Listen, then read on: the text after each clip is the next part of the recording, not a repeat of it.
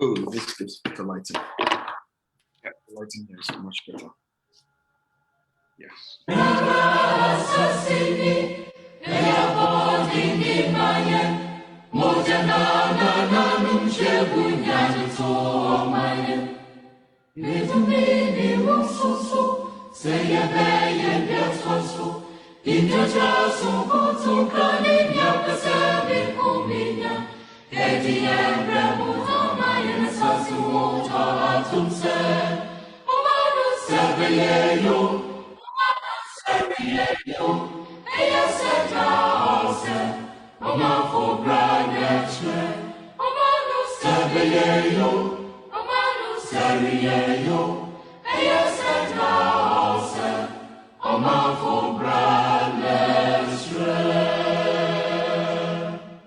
Welcome to CEBSAR Talk. I am Evans Apia Kisi, the host of CEBSAR Talk.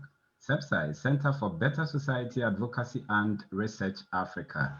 CEBSAR Africa is a non-profit organization that believes in a better society for all. We in CEBSAR Africa believe that a better society begins with you and I. Hashtag, a better society begins with me. For more information, please log on please follow us on the various social media platforms: YouTube, CEBSAR Talk; Facebook at CEBSAR Africa; Instagram, CEBSAR Africa; Twitter at CEBSAR Africa. And for more information, please log on to www.cebsarafrica.org. Like always, today, I'm so excited and we'll bring you another interesting discussion on the topic: how can we get everyone vaccinated? The COVID-19 pandemic seems to be slowing down in some countries, while there are speculations of a third, fourth, and so forth waves in many countries. So far, our best remedy is a vaccine, which helps the body to stay alert and avert a possible attack. However, the distribution and availability of vaccines remain highly skewed and unequal. As of June 14, 2021, there had been 2.5 billion vaccines administered worldwide. Only 0.8% of people in low-income countries have received at least one dose out of the 20.7 worldwide. In Africa, a staggering 41.5 million dosage has been administered, representing 1.7% of global number of vaccines. In comparison, Asia has administered 1.38 billion, Europe 422.07 billion, South America 142.68 billion. As agreed by many experts, to end this pandemic, we have got to get everyone vaccinated if we really want to deal with this. And in this episode of CEBSAR Talk, we answer the question: how can we get everyone in the world vaccinated to triumph against this pandemic? And to help us deal with such an important issue are Dr. Justice Boakye Appiah. He's a medical doctor and research immunologist.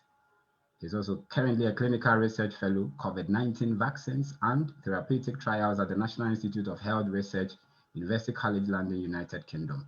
He holds PhD in infection and immunovaccinology from the St. George's University of London, UK. He also holds Doctor of Medicine from Kwame Nkrumah University of Science and Technology, Kumasi, Ghana. I must say it's a pleasure to host you once again. Welcome to CEBSAR Talk, Dr. Justice Boakye Appiah. Thank you, Evans. It's a pleasure to be here too. Great. And our next guest is Dr. Richard Ado. He's a medical doctor and immunologist. He's a global clinical development manager at Novartis Sandoz in Germany. He holds Doctor of Philosophy in Medicine and Immunology from Charité and Berlin Brandenburg School of Regenerative Therapies in Germany as well. I must say it's a pleasure to host you for the first time on CEBSAR Talk. Welcome to CEBSAR Talk, Dr. Richard Ado. Thanks, Evans, for the pleasant introduction, and looking forward to the discussion today.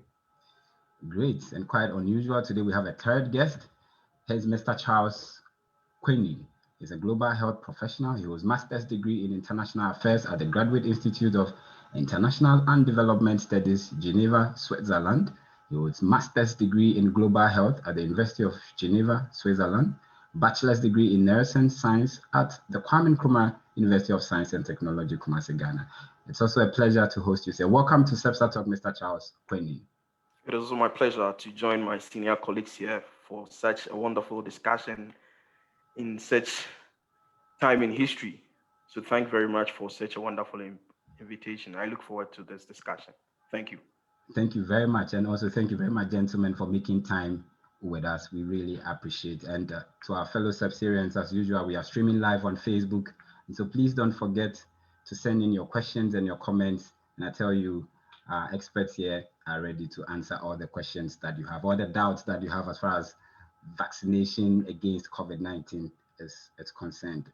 So gentlemen, thank you once again. And I'll start right away because of time. Now, so I think that the world is doing quite well. At least we are hearing some good news popping up in Europe and in the Americas. Africa is also, doing well, as we read in the synopsis, though not really the best. But a question I want to ask all of you as we begin today's discussion is, do you think we've overcome the COVID pandemic yet, or we should expect further waves? If you could do that in some few 2 minutes for us. I'd like to start with you, Justice. Do you feel that at this point we could start jubilating already, or we should expect further waves in other countries? I think it depends on which part of the world you find yourself. Other countries have started jubilating. As you can see, there's Eurozone going. They are playing football. Some countries are allowing people into their stadium. They are looking for vaccination. So if you've been vaccinated, you can enter the stadium. And that's because they know they've vaccinated or they've made the vaccines available to the population, so they can afford to do that kind of screening. And life is opening up in many places, actually. So it depends on where you are. Some countries are very close to conquering it and overcoming it, but others are also way behind. Thank you. But please, if you could also speak a bit louder as I listen to what Kwesi also has to say. So Richard, Justice just said that it depends on where you are. If you're in Europe, perhaps you could already start jubilating. What's your take on this? Do you feel that we should expect further waves in other continents? And is it okay to say that in Europe we could already start jubilating, we could start going out? I think this is quite debatable. And first of all, one have to put the whole definition of pandemics into perspective. So the pandemic is a definition set by how many countries have been infected and the rate of the infection. Currently, we are seeing improvement, but we also know of instances like the Delta mutation that is popping up so much in a number of countries. So we're making some progress, but I wouldn't say we are at that point where you can say we've really overcome the COVID as a pandemic. But what we can be proud of is the fact that we've taken time to understand the COVID as a disease, as a pandemic, and made effort to curb the disease from spreading faster than it was in the initial phases. Thank you very much, Richard, as well. So, Charles, what's your take on it? Pretty much the same, except that Richard cautions us that we cannot be too complacent. Of course, it depends again on where you are in the group, and we could also pat our backs that we've done very well. Do you think there could be further waves, even spreading in Europe or in the Americas? Well, okay, it's not so clear now, since some countries are recording new cases, and then we should know that there is still movement ongoing. So, as the world has been saying, until everyone becomes safe, no one is not safe. So that should be the caution in our minds now. But then the data now indicates that yes, it's not yet over, but it seems to be over in some part, as Justice said. But however, experts in virology, in the study of virus, which, well, I'm not expert there, but then they are hoping that one day we will not say COVID is a pandemic, but it's rather move to be endemic. So this is something that probably we hope for, but it's always going to be dependent upon the immunity that people will acquire. And I think that is why we are here to discuss that. So yes, I think we can also look at the story of measles. For instance, some time ago, it was more like a pandemic in years ago, but then it's seen as endemic in places where they don't have access to or limited access to immunization. So probably a similar situation could emerge with COVID as time moves on. Mm. Yeah. All right, thank you very much, Charles, as well. So let's see, I think Charles ended on a quite good note when he talked about the fact that we are hoping that the name pandemic, COVID-19 being pandemic, would be shifted to endemic, which would be at least a bit regular. And as we all know, the way to get there is if we get so many people vaccinated. I think this point has also been made clear already. But as I read the synopsis, it's quite clear that there seems to be some inequality in the distribution of vaccines. And so, Justice, the question I want to ask you is, what is driving this? I know the last time we hosted you, you did mention a few things. I mean, from trial to until the vaccine. This could also might have accounted to that. But what is driving the inequality in vaccine access and distribution in the world? First, I think when this whole thing of COVID started, this whole COVID, when the pandemic started and the world started paying attention to the idea of vaccines, certain countries invested heavily, and not just countries, but pharmaceutical companies also invested heavily in it. Now, clearly, the priority was going to be the countries that invested heavily. So, how much you invested definitely mattered a lot, and which companies you had in your country mattered a lot. In fact, for all the companies, I think the ones that came out first with vaccine candidates had some sort of government collaboration. So we recently have a few coming on board, which are solely commercial, but for most of them, there was some government hand in it. For Pfizer, AstraZeneca, and so on. There was some government involvement financially, also in terms of collaboration. By collaboration, getting the institutions involved in drug regulation and so on, they're directly involved in the process of developing and trialing the drugs, the vaccines. So how much priority the government put in it mattered. How much money they put in it also mattered. How much background they had, and by background I mean how much infrastructure they had put in place even before COVID came in also mattered. Now, fast forward, the vaccines have been produced. The issue now is the procurement. And again, here, those who didn't invest financially, or governments which didn't invest financially, some took a very smart way of going about it. Some offered to be involved in trials. So South Africa, for instance, here, they said, okay, we don't have the money, we don't have the infrastructure, we didn't develop any of the vaccines, but we are happy to be involved in the trials. And South Africa went that way. Kenya also went that way, actually, but there was a problem with the Kenyan trial center. So, I mean, even though the trial there didn't get completed, they've still received a very good number of doses from the company, or from for the vaccine that they were involved in. South Africa had a huge number of doses given to them for free, actually, because of their involvement. But because of the new strain that came up, they could not fully benefit from it. But at least they had gone that way. Then there was the Indian model where they said, okay, we have not been involved in the development. We don't have the money for it, but India has a huge pharmaceutical industry. And so they have the plants, the big plants to be able to manufacture the vaccine. So they went into collaborations and said, if you head of the Serum Institute, we have the capacity to manufacture what you have already designed and innovated. And they signed these agreements with the UK and with AstraZeneca, where India, through the Serum Institute in India, was going to produce lots of doses for the COVAX initiative and for distribution to other parts of the world. So the vaccines distributed through the COVAX initiative and for the UK's other bilateral agreements, almost all of them actually came from India through the Serum Institute. The good thing for them was that they were allowed to retain a percentage of the vaccines they produced without exporting.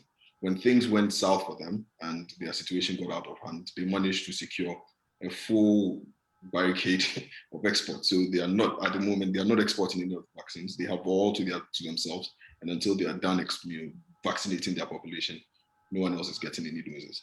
So that's one way they went about it. Rich countries like Israel also adopted the skipping of the queue method. So they paid about double what the market price for the Pfizer vaccines were, so they could get enough supply. I mean, Pfizer is a company, they want their money.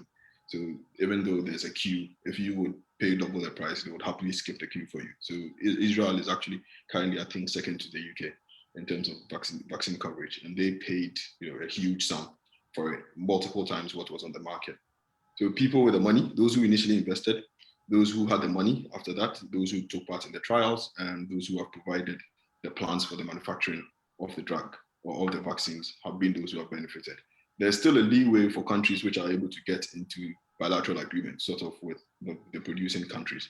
But I'm sure that that would involve a lot of politicking and so on. Currently, in recent times, I think the UK, the Home Secretary has been to Ghana, one of the trade envoys has been to Ghana. And they, coming out of the EU, for instance, they're looking for partners. So there has been some vaccine politicking, using the vaccine as a medium to sign some bilateral agreements and so on. Some countries may be able to use that approach to also get on board, to be able to get some doses. But basically, that is how it has been. Unfortunately, our homeland Ghana didn't get involved in any of these things. So we sat back and watched it unfold, and we are now having to pay huge sums for vaccines which are not even arriving. But I guess that's another case issue. True. So thank you very much, and thanks also for the summary. So basically, a number of factors contributed to this inequality in vaccine access and distribution. I mean, we wouldn't have time to go through why some of these things happen the way it happened in other developing countries, but maybe I'll come back to you to ask you a follow-up question. But Justice, so if you look at what, Richard, if you look at what Justice just talked about, maybe the question is, now who caused them? It's our own fault, right? Neither did we participate in the pre-trials. We do not have infrastructure or plants available like in India. We also did not even invest in them. And so the question is, are we able to bridge the gap in this vaccine access? Is this something that you see it can be done, looking at the politics around these vaccine production and distribution? Is there a way out apart from the bilateral agreement that Justice just spoke about, which could be a way out? But you could also add to the question that I asked Justice, what accounted for this inequality, and is there a way we could close this gap? So I think Justice did a brilliant summary of it. So when you talk of access to vaccines, there are the three main components: the research and the development of the vaccines, then the manufacturing capacity to produce enough vaccines to distribute, then you have the procurement and the distribution, which currently we are in now. The question regarding whether Ghana is late to the game, I think definitely the answer is yes. Other ways we can bridge up and speed up our speed to get enough vaccines, this is highly debatable. So first of all is the question of, or not the question, but the one of the last statement that Justice made, the route that Israel, for example, took to pay above the premium market price. So this is one of the avenues that a lot of countries nowadays are using to get enough access to important vaccines like the Pfizer and the BioNTech vaccine. You should bear in mind that the Pfizer and BioNTech, unlike Moderna and Johnson & Johnson, didn't take any money from the US government in the Operation Warp Speed. So they finance everything right from their pocket. So they are really, I mean, not trying to be the devil in the game, but also trying to recover the money that they've invested. True. So if countries like Ghana are open to pay premium to have access to the vaccines, I believe this is a possible way out. The second one I can also think of is we've seen new mutations come up, right? And like Justice also mentioned, countries like South Africa use this avenue to get their hands onto vaccines. One way I can think of is if we can at least put up some research infrastructures, we could be in the lead to organize some research, clinical trials on new upcoming mutations to see how the different vaccines could be effective. And in such a way, we kind of open the door for politicking and also for commercial negotiation with the vaccine producers. The other way, thirdly, which is very more of geopolitics, is whether you want to align solely with the Western politics in terms of getting vaccines from the US and the European partners, and or whether you want to switch more to the Eastern and to go together with the Russian or the Chinese vaccines, which have been approved by the WHO for emergency use. So these are other avenues. And I believe currently in Ghana, we know of the situation that the government is trying to procure vaccines Sputnik. And that is one way. I guess the details of this argument might come up later in the discussion. But as you can see, if we are not getting our hands on the Western world, so to say, produce vaccines, we try to use the geopolitics to find a different way by aligning with other partners from other sectors of the world. And these are three ways we could try to, in the short term, get our hands on a number of vaccines for our people back home. Thank you very much. And maybe just a follow-up, and I would later allow Justice and Charles, before I ask Charles your substantive question, is about still the procurement, because you brought in, I think we should just deal with it now. Justice already mentioned that one way could be through a bilateral agreement. This, I think, is proving to be a bit difficult. And so there's this option, which you also talked about, through the geopolitics, where we could use middlemen and the likes. What's your take on that? Do you subscribe to the use of middlemen? Is it something we should encourage, as we've witnessed in Ghana now? And this issue of also trying to pay double the price, Justice talked about Israel doing that. What's your take on that? Ghanaians are not happy when they hear things like that, but would you suggest that this is a good way to go? What's your take actually on the use of middlemen first? So I think first of all, one would have to understand how drugs are distributed around the world. So you have the pharmaceutical companies who are producing. So theirs is mostly the R&D section of it, right? And after the drugs have been produced, they are distributed and sold through third parties. So this is the current standard in the world. Even for the vaccines that we get through the childhood, these are distributed through channels that has been set up by UNICEF and other international organizations. It's not completely new to work through middlemen.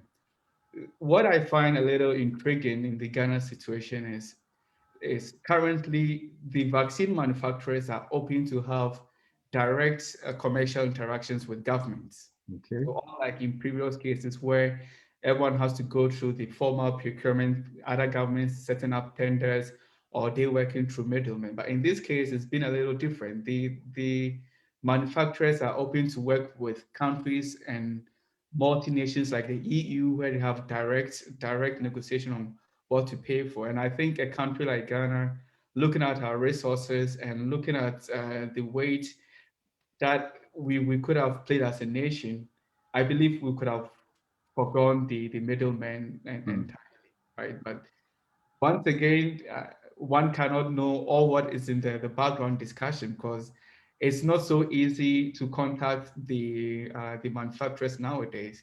Yesterday, there was a case in the European court where EU tried to sue AstraZeneca for not delivering the amount of vaccines that they promised.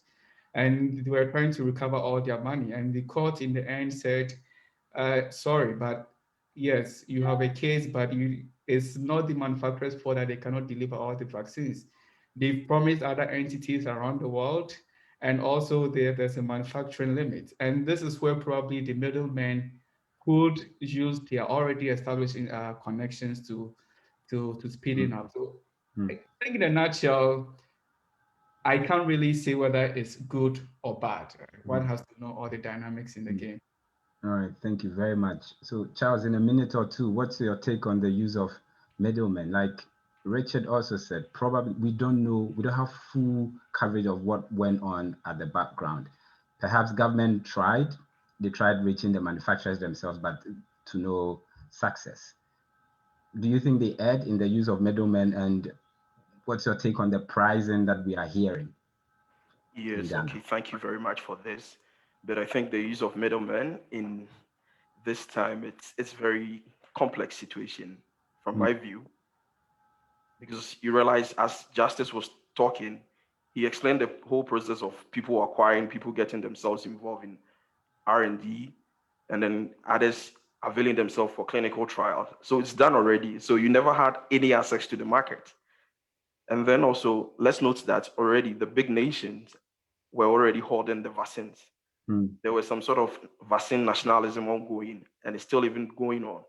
You realize that now, for example, as Justice said, EU officials are coming. You can also realize that on the global level, countries like Canada, they have some vaccines that are almost expiring. and then they are reaching out to developing countries to donate. So already all the channels were blocked from on start. Before Trump election, he started making investment in that. Other countries were doing investment. So we never had any access, let's say all the developing countries. And then again, there was a COVAX facility set up there. So all our hope was on this COVAX. And then you realize that you are not the only developing country in the world. And then the access that COVAX was going to get is also small. So everybody is going to get just a little piece of the cake. But realizing your population also, you need something to do. So in the midst of all these challenges, how do you solve this? So probably on the drug market, yes, there is always a middleman there, but then they are always shadow. But then these are issues where government also needs to strengthen good procurement laws. And then that procurement system, which I think it's something probably justice will have to study in future if he's to come back again in another world. It's very interesting, but it's serious because you realize that everybody is debating about the pricing, the cost involved in all these things. So you don't have direct access to the producer, so you are not on the market. So the problem of price hiking will come. I'm not here to defend government or to speak against government, but then it's problematic. So you have to, that's where you have to do the politicking. But then what kind of middleman or middlemen are you going to use? That's the very key thing.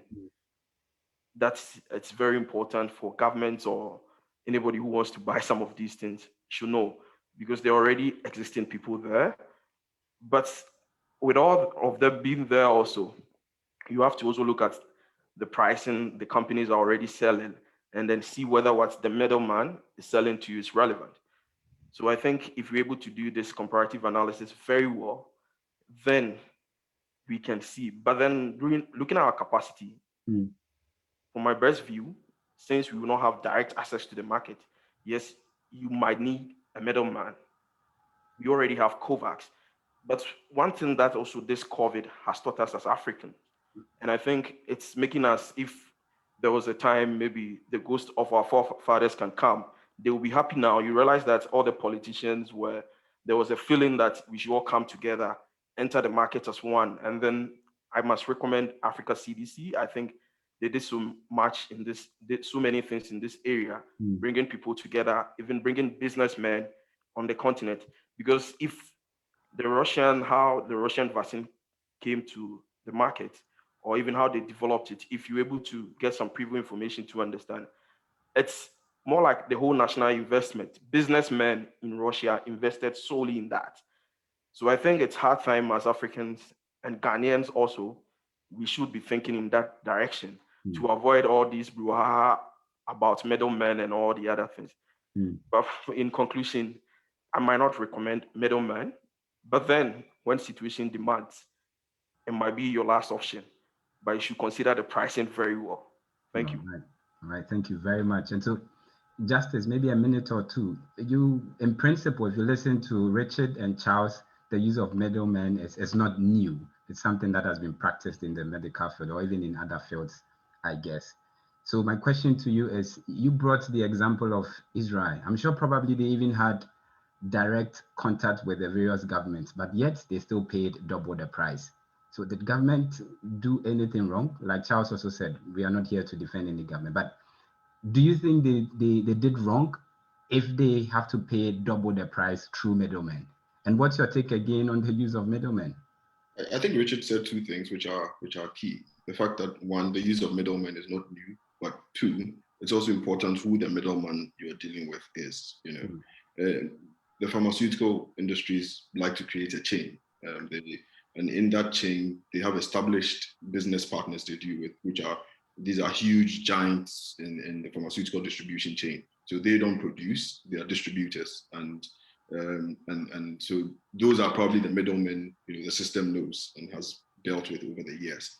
However, there's always been room for pharmaceutical companies to deal directly with nations and global institutions. So the WHO, for instance, picks drugs straight from manufacturers, from the factory doorstep. The WHO has access to that. UNICEF has access to that for the childhood vaccines and so on. So direct links or relationship between countries global institutions and pharmaceutical companies is also not new. And that is an avenue that has been explored for years and exploited actually. And Ghana has not, I don't think Ghana is also new to that concept. So let's not put out the option of government directly getting involved and communicating with the manufacturing companies. That was a possibility. It's just a matter of when that happened. Now, in the specific case of Sputnik, which which I'm sure you're just avoiding mentioning, but which we all know what this is about. Even before this said middleman, whose name has been in the public domain and for other things not related to drugs, his experience even in the pharmaceutical chain is quite something to question. For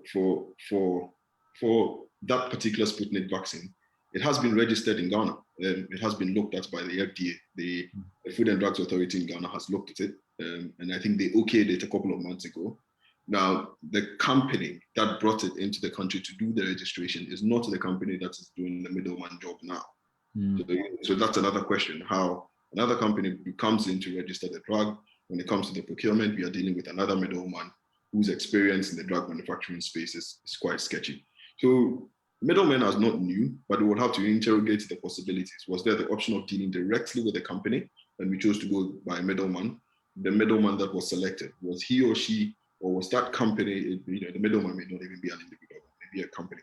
Was that entity, is that entity an established distributor in the drug space, in the drug distribution space? We gave the example of Israel, but Israel dealt directly with Pfizer. There was no middleman business. So Pfizer, as I mentioned, is a commercial entity. They are interested in their money. Israel went directly to them and said, look, we are offering you double what everyone else is offering. You want to jump the queue? And they happily did that. So that's possible. The only problem is that Ghana cannot go the Pfizer way because we don't have capacity to handle the Pfizer vaccines. We can't, the storage conditions and so on. So we are restricted in terms of what we can afford at this moment. China has some vaccines we can afford or we can use because of the storage is friendly. The Russians have that. Immunologically, the Russian model and our environment in Ghana, it's a bit, there are some immunological issues to it.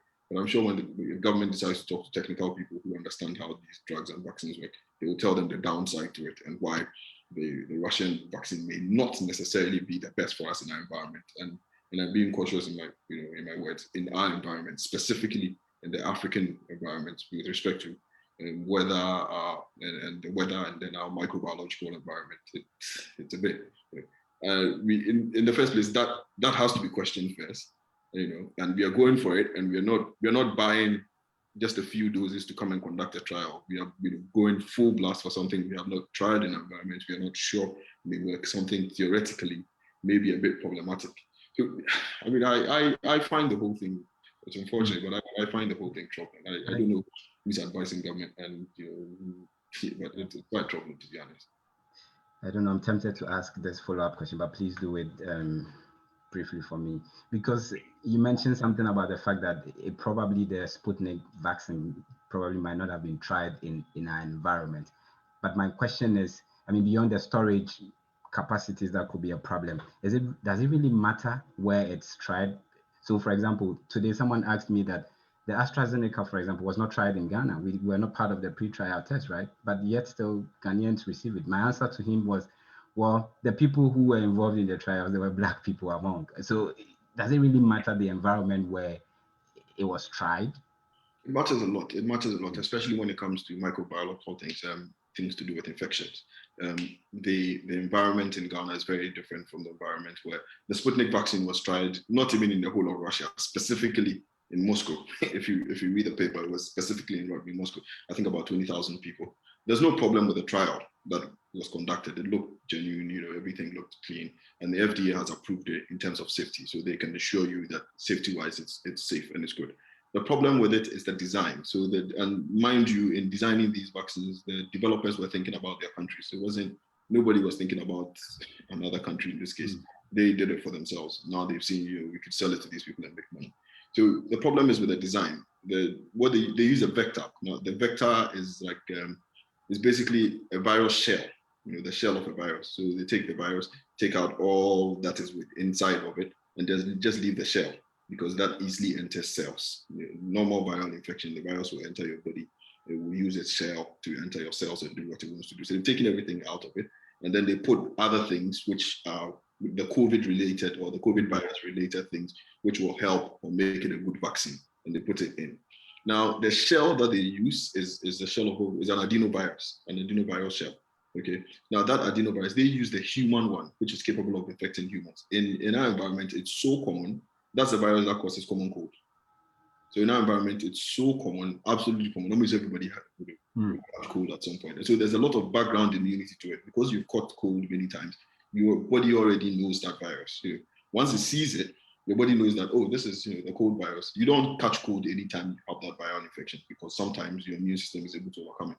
So there's some background immunity to it, which means your body is likely to reject it, not fully, but there will be some immune resistance to it. It's called vector immunity, anti-vector immunity, which will, if not completely stop it from working, reduce its efficacy very significantly from the 95% they were recording in Russia. Because over there, that is different.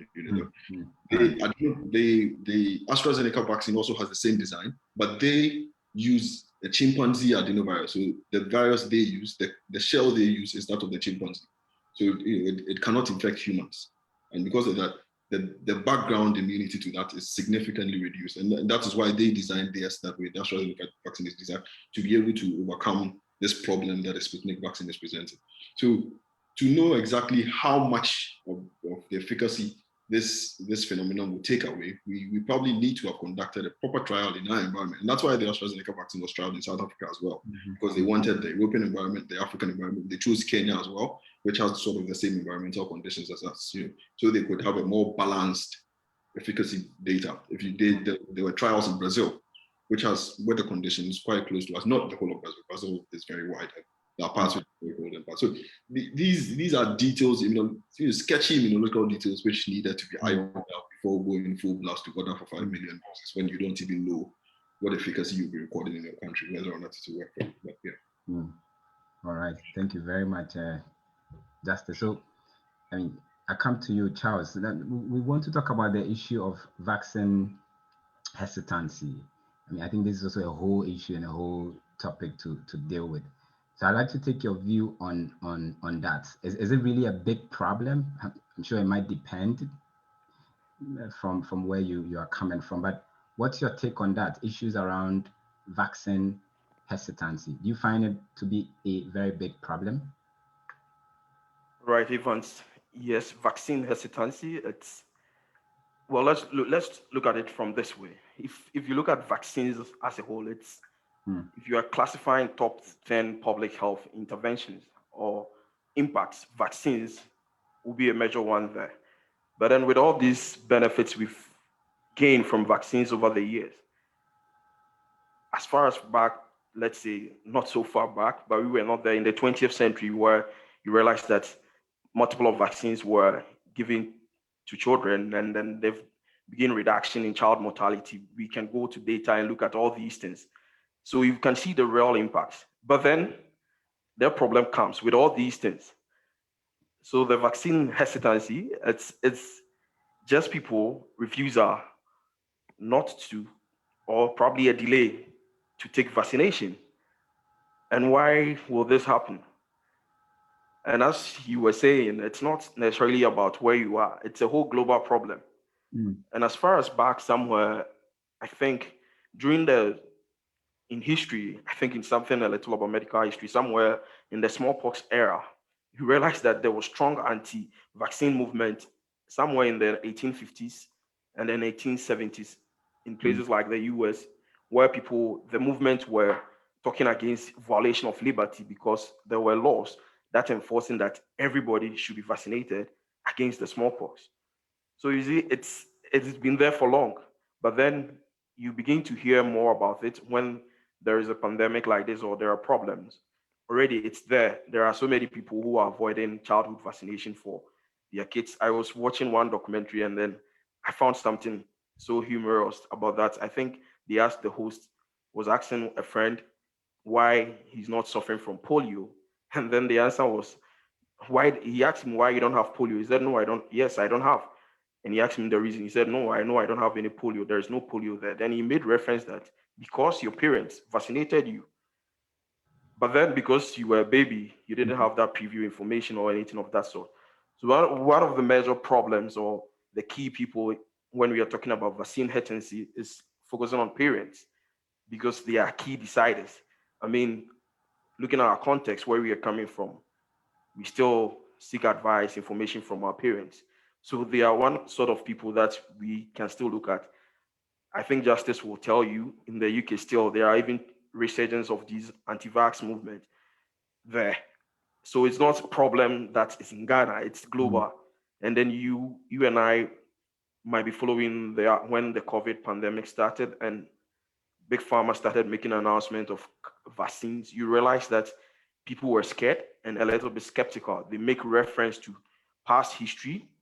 So we realized that there is also low confidence in the system. And then one point Justice raised when he was talking about the Sputnik vaccine, about the number of people who partook in the clinical trial. And then he was mentioning that it was done only in Moscow. So we realized that sometimes when all these clinical trials are ongoing, there are missing population. So you see some inequalities there. And these are some of the things that, in a way, promote vaccine hesitancy. But then, so far as public health interventions are there is a way to try to improve the situation. Already when people, but first, before I even move to other points, I think one of the things we are doing here now is a way to help improve vaccination for people to get information. At least they are getting information from experts, somebody like Justice and then Kwesi, who are directly working in the production of vaccines or in the pharma, and then Justice is in the lab working, designing vaccines for COVID with the Oxford. So you realize that then people have confidence because they are getting clear information from the right experts. But then we live in a world where the internet is full of so many disinformation. And then news portal also sells a lot of negative stories. So if, for example, you are having a clinical trial and it's 97% successful, and that 3% unsuccessful, if there are problems there, that is what the media is going to sell it out because that will create a lot of attention. And these are the things that is pushing for more vaccine hesitance. Then also there are issues of beliefs. In our context, I need to bring out the point of beliefs. Our religious beliefs and then some traditional beliefs makes us restrict ourselves from some of these things. So if we are trying to solve these problems in our context as Ghanaians, we have to consider strictly something of community engagement or opinion leaders engagement, particularly religious traditional leaders, make them aware before anything so that they have first-hand information, clear one, so that if people approach them, call them. For example, you said a friend called you, asking you these questions. So if you, for instance, if you spread any false info to him, I think probably he or she has taken it and then it's gone. But then when, for example, health professionals are able to come out with our context where probably when you are sick, you try to maybe call Dr. Justice and ask him this and this and that, what should I do? And then probably he can give you a recommendation on the phone. And then I know he always add that come to the hospital as well. But then if correct information or health professionals also step up and then join in the campaign, I think all these things will reduce. But the key thing is also communication from the policy side. That's where governments are involved in trying to curb this whole global problem. Mass communication, which is very important, and not just communication that vaccines are here, go and vaccinate. No, just a kind of a way, to me, I think the whole global world with this vaccination campaign, particularly in our developing world, is still failing. We still don't have the access. But then I realized that the information is not going. The relevance of even the vaccination is still not out there. So if people get clear understanding why he or she or why the person has to go and vaccinate, I think it will help in a way curb the issue of vaccine hesitancy. But then it's not something that is going away. It is always going to be there. But with more good education, not just any education, but correct information to people, I think this issue might be able to reduce, and then there will be progress in terms of vaccination of the public. And I think everyone will be okay, or the system will get to normal. So that's what I can say on that. Interesting out there. Thank you very much, Charles. I think I have a question here from Michael Edujemfi. He says, great panel, great education. Could Justice or Kwesiri clarify the point of why the Sputnik may not be good for the African environment? If so, could we be sure of the efficacy? And do we have any reported data on any trial of such in Ghana? Well, I think Justice actually did justice to it. But Richard, what's your if you could also re-clarify for Michael? So, Michael, what I can say to is Justice lay down the basic science to the vaccine production. So, with the Sputnik and the AstraZeneca vaccine, usually what you do is to take a virus that is well known and well studied, and then you kind of de-risk it by taking away everything that could infect or cause a disease in the humans, and then put the new information, for in this case that of the COVID, into it so that it can initiate a new immune response against the COVID. The problem that Justice highlighted is in our part of the world, in Ghana, where common cold is caused by one type of adenovirus, which is common in the society, uh, a lot of people have basic immunity to this virus. So if you introduce the vaccine, two things are likely to happen. First of all, is that the body would see that this is a virus that I know to be foreign and I want to fight against it. And if this event happens first, it means that it would suppress the efficacy that we are actually expecting, even before the COVID immunity that we are willing to achieve comes to play. So this is the main challenge, right? And it could be true or not. What we don't know is what Just was saying, that if you want to test whether this is the case, it might be in the best interest of a country, before buying 5 million, to at least test in a small set of population to see whether this basic science still plays a role in the case of the Sputnik. And yeah, this I think it's a smart one, but also in the sense of the pandemics, you can imagine governments are in kind of a speedy race to do what a lot of nations are doing to get access onto vaccines without going through a lot of the basic science that would have required before purchasing such initial quantity. Thank you very much, Richard. I would also like to begin with you. I have this question, which is, I would make it general to all of you, because we are still discussing issues of vaccine production and distribution and the likes like that. Recently, we heard the president of Ghana hinting that there's the possibility of Ghana starting its own vaccine production. I don't know whether we are already late in the game or not, but the question people are asking is, do we even have the capability and capacity to do that? And if we want to do that, where should we start from, Richard? No, this is a very brilliant topic. So, as someone in the industry, and over the years, I've worked on mRNA dendritic cell vaccines for oncology.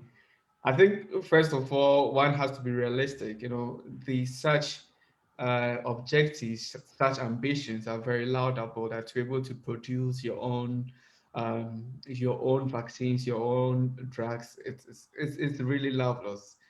But one has to know that there's a huge quality systems that is involved with vaccine production. The latest news that most of you might have heard is that of the Johnson and Johnson vaccine production in the US, where I think they have to throw more than 30 million or so vaccines away because of a slight mix-up in the production. No, and these are measures that before one can really say that we can produce our own vaccines, we should have a trustworthy scientific system which is incorruptible to any forms of means that could pose danger to the society. The sad thing is, it's not the first time. The Africa as a continent has been receiving vaccines ever since polio vaccines came, right? And we still produce less than 1% of vaccines on the continent. It's not because we don't have the money to do it. It's not because we don't have the scientists to do it. But the other side is we talk of all the politics in it. You know, it's never straightforward. I would love it to be straightforward, but I don't think it is, because you look at intellectual property, right? First of all, we talk of IP issues. These are the bread and butter of the industry. You know, you produce something, you get a 20 years exclusivity on it. When it dies, you have to go into contractual agreement, into sub-partners to let them produce it.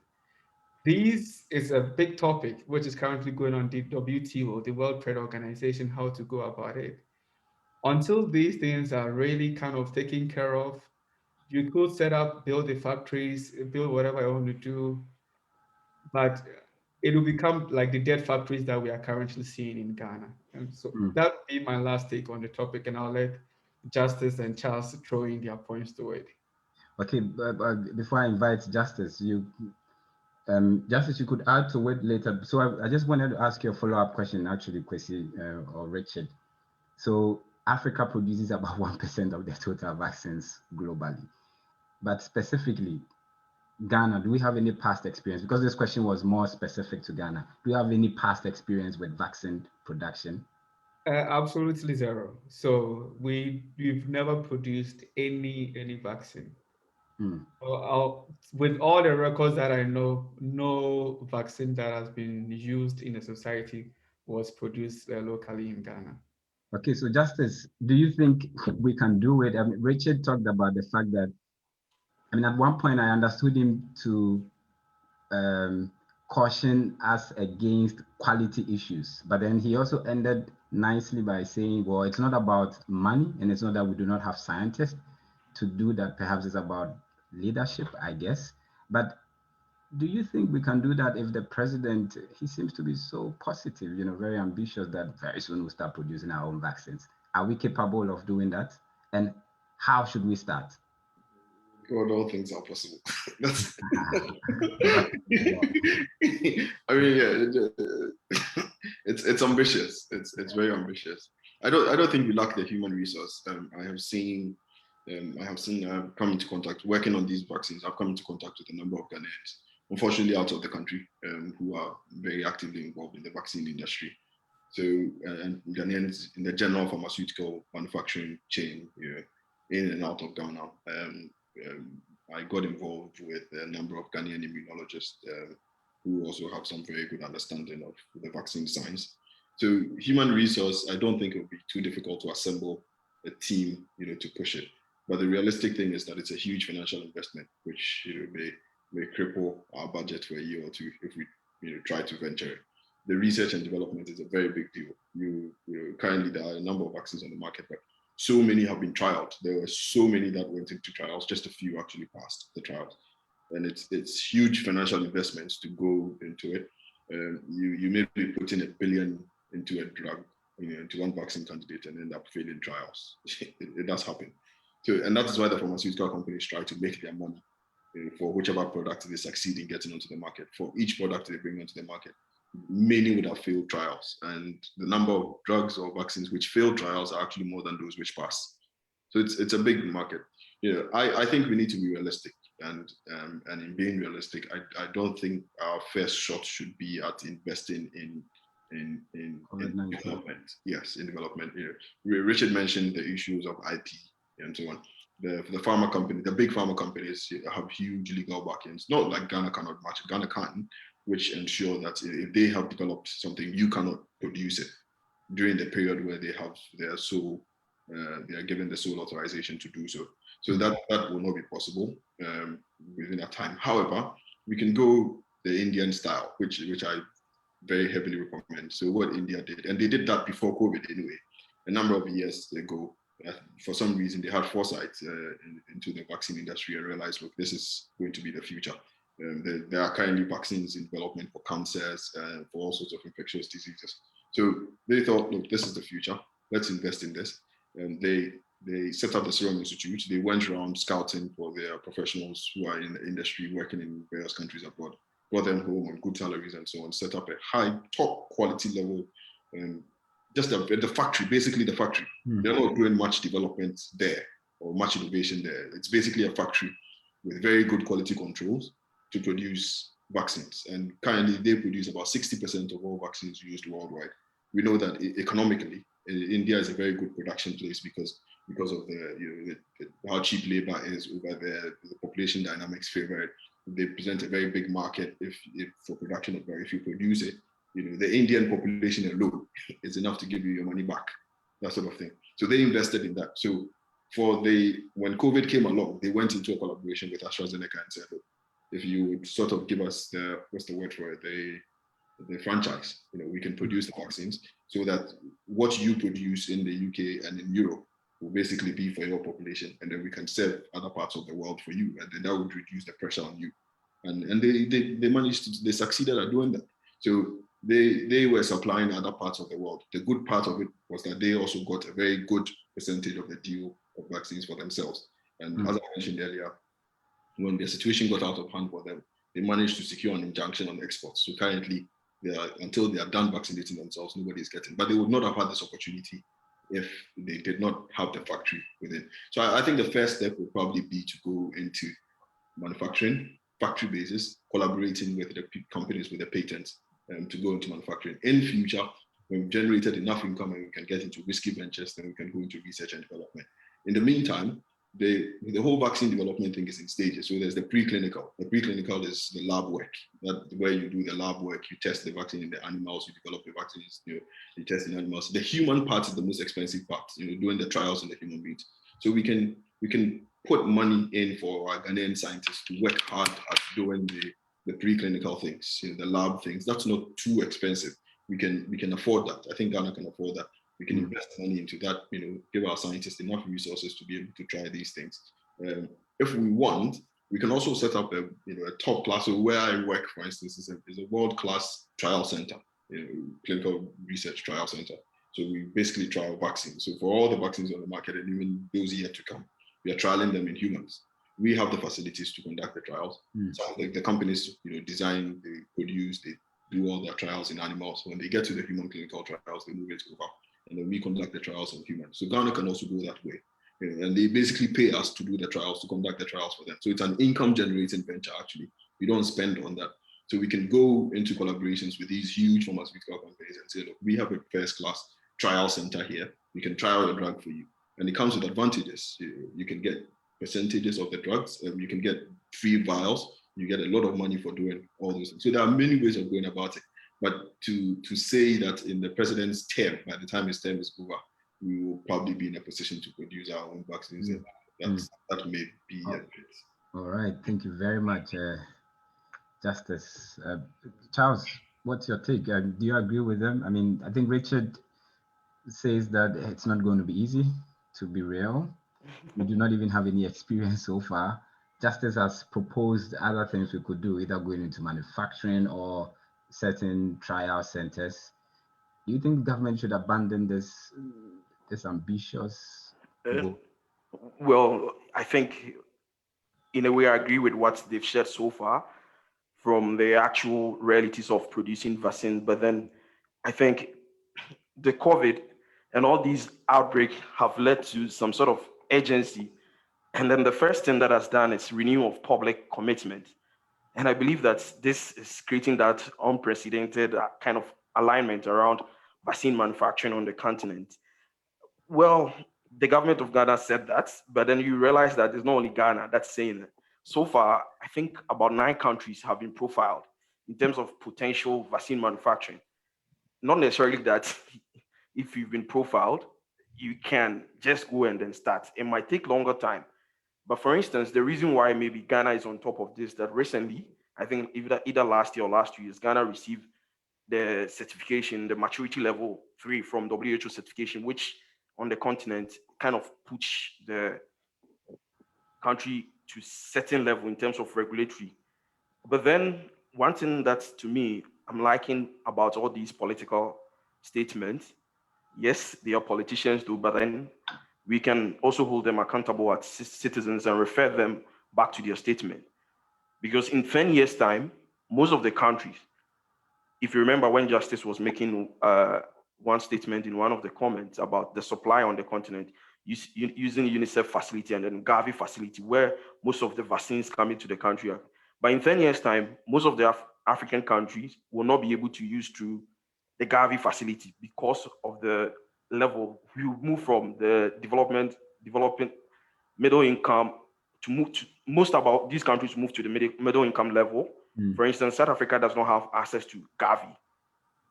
He has to go to the market. So with this, in 10 years' time, I think this kind of political statement, it's a way of creating an environment for such engagement to happen. And ideally, the COVID exposed us that indeed we lack the local production capacity. And then that is why I think one thing, it was pushing the leaders to, in a way, accelerate local manufacturing capacity. And then that's why they started this encouragement. But yes, I agree with Justice on some of the things, the points he raised. We realize that now there is a strong demand there. And then there are most of these vaccines coming are new technologies. And there are supportive environment there. So it's also for us to take the advantage. But then for me, I don't want us to be thinking about Ghana alone, but then as a continent, if we're able to come together, then that's where, because these games also, numbers count. Because with the numbers, then if any company wants to come into partnership, the company knows what is also going to gain. Because now all global health issues will be solved in a way, patching the other. You cannot sit at your corner saying you are dealing with your solution. It's a global pandemic, so we all come on board. But looking on the continent now, we just have about 5 sites that can manufacture something. In Senegal, there is Institut Pasteur Dakar. For now, they are producing yellow fever vaccines. Then you go to Egypt, so they already have the capacity. At least we can cite the example there. In Egypt, Vassera something Institute is also there. I think they also deal with BCG. Then you come to Tunisia, they also have BCG there. Then Biovac in South Africa, they also do measles, pneumococcal vaccines, Hep B, and then BCG. Then the one also in South Africa, which I think potentially they've started something on COVID, is the Aspen. And then we look at Institut Pasteur in Morocco.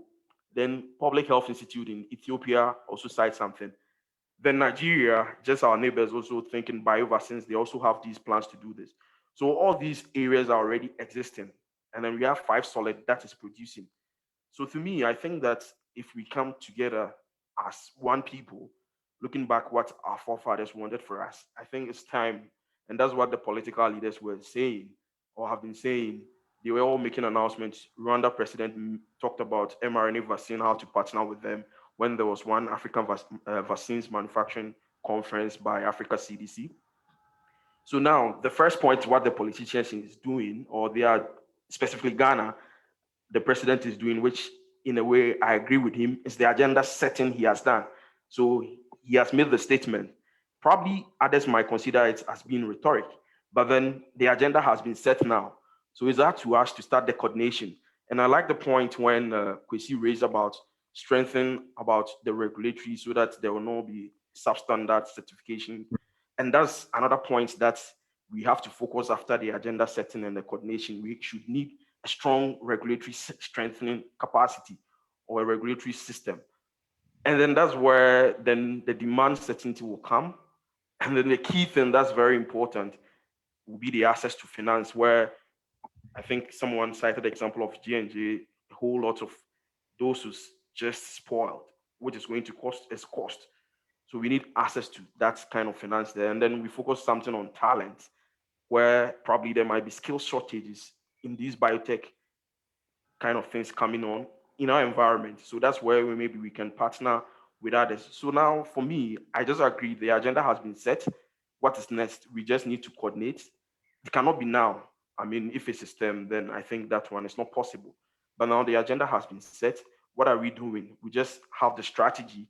If it's 20 years time that we are investing in this, the needed regulatory authorities strengthen that we need to do. We keep on investing in that so that we get some sort of regional harmonization, and then we can move on to the other step. So I think, yes, it's a step in the right direction for that political statement, but then we need to grip them and then ask them to live by those words or those statements they've been making in public about this. That's what I would say about this.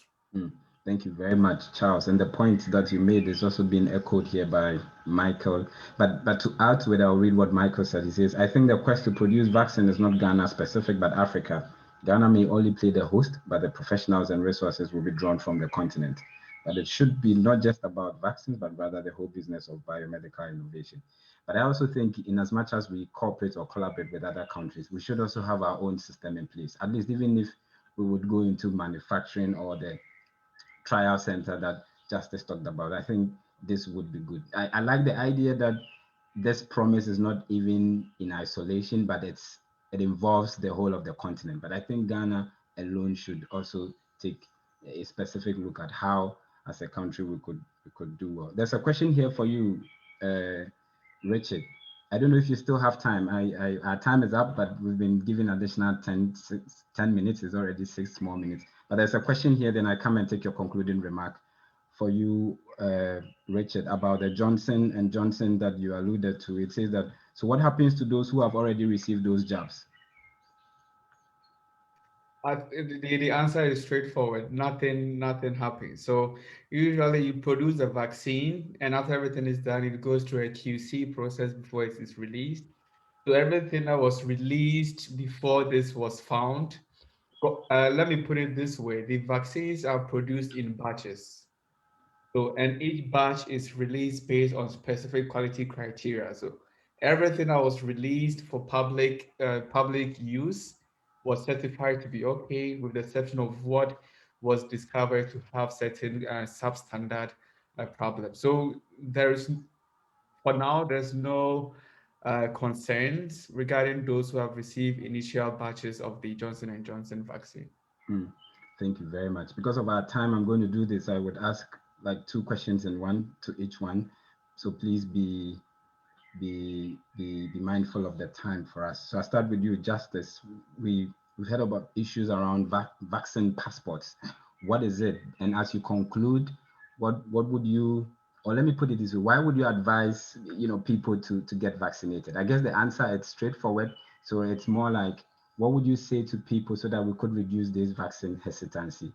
But what is it about this vaccine passports that we are hearing about? I'll start with the second question. I think Charles spoke extensively about the vaccine hesitancy. Gradually we are getting on top of issues. I think the system is getting on top of issues. I find from my interactions with people that it's not just a whole anti-vax thing. People are not just anti-vaxxers. People have specific concerns with respect to the COVID vaccines because of, as they put it, the speed with which it was produced and all sorts of conspiracy theories about the origin of the virus and so on. So you have 2 groups of people: those who are generally anti-vaxxers, who are against all sorts of vaccines. They actually form the minority.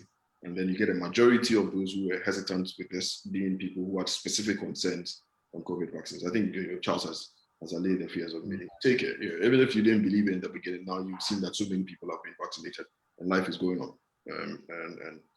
So safety is not an issue when it comes to vaccines. If I have any concerns, I have concerns about efficacy, whether or not it will work as well as we want it to work.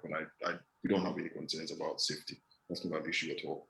For all the things that have been floated around about clotting and all of that, if you look into the details and the figures, and if you listen to the right people, you would realize it's really no big deal. It's just newspapers blowing things out of proportion because they don't understand the specific details of it. Just watch who you listen to. The YouTubers are in for their money by banking in on views. They will say anything sensational to get the views. It's not factual. They don't know what they're talking about. You don't just listen to anybody at all. Listen to people who know what they're saying. Now, you asked about the vaccine passport. It hasn't started working yet, but I think in future it will be, it will definitely come. Mind you, this will not be the first time we'll be having anything of this sort. The yellow fever system has been in place for years. There are many countries which, if you don't show your yellow fever card, you're not going to be able to enter. I think COVID will gradually get onto that ladder as well. It's just because vaccine coverage is still a problem, it will not be fair to impose such a demand on everybody. But with time, it will definitely happen. What the countries are doing now is to either stop you from coming. Some countries have completely barricaded their borders. Nobody's allowed to come in. Others have zoned other countries up into various color schemes where people in certain countries are not allowed to come in. Those from other countries, some countries come in and are forced to isolate for a long period of time. So that zoning will be ongoing for a longer period. All right. Eventually. All right. Thank you very much, Justice Kofi Boachi. So I come to you, Richard. Kind of same question. Why would you advise people to vaccinate?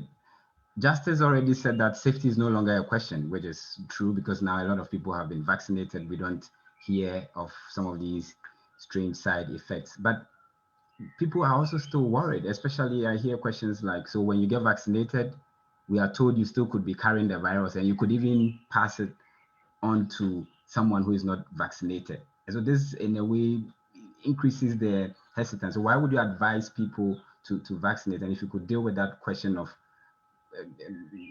whether you still could have the virus in you once you are vaccinated and you could still pass it over to someone. Please brief. I think the question of whether you would have the virus and pass it on, I would totally I'll say I will ignore this because this is scientifically not so true, not so accurate. Neat. The second one is, why should people be vaccinated? So vaccination in its shortest concept is providing community protection, right? So the more people that get vaccinated against COVID in its current situation, the faster we can stop the spread of new mutations or new variants that come across. So if everyone has a protection immunity and there's no more disease, there'll be no chance for the virus to mutate into a different form, which will cause a new kind of wave of COVID that the world would have to fight against in the near future. So one sentence, vaccinate to protect your community at large. Thank you very much. And so you have the last bite. Charles, why would you advise people to get vaccinated? Well, I will still make the statement.